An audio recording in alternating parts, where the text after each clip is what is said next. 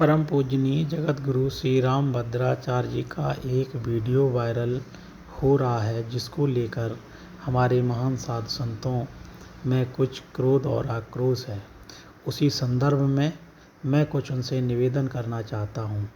परम पूजनीय जगत गुरु श्री राम भद्राचार्य जी ने जो वक्तव्य श्री परम पूजनीय प्रेमानंद जी महाराज को लेकर दिया है, तो उन्होंने स्पष्ट किया है कि उनको पुत्र मानते हुए जो भी चीज़ें कही हैं उस संदर्भ में कही हैं, क्योंकि उन्होंने 3-4 बार कहा है कि मैं स्पष्ट कह रहा हूँ कि वो मेरे पुत्र के समान है।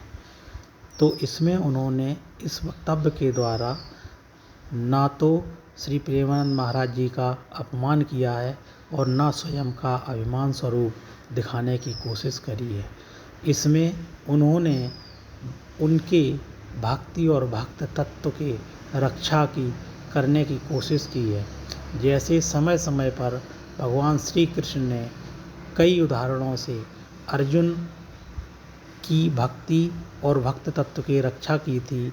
जैसे उदाहरण के तौर पर भीलों द्वारा उन्हें उनके भक्ति और भक्त तत्व की रक्षा करवाई।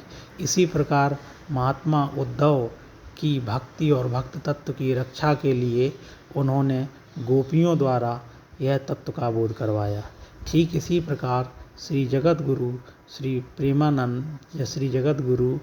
प्रेमानंद जी महाराज पर वात्सल श्री जगत गुरु का श्री प्रेमानंद जी महाराज पर वात्सल्य होने के कारण उनके भक्ति और भक्त तत्व की रक्षा के लिए ऐसा कहा है।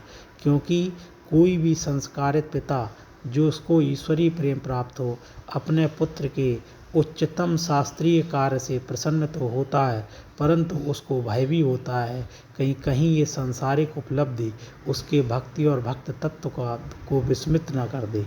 इसीलिए संतों की वाणी सदा से ही गूढ़ रहस्यों भरी रही है और उसको अधिकारी चेतना ही जान पाती है।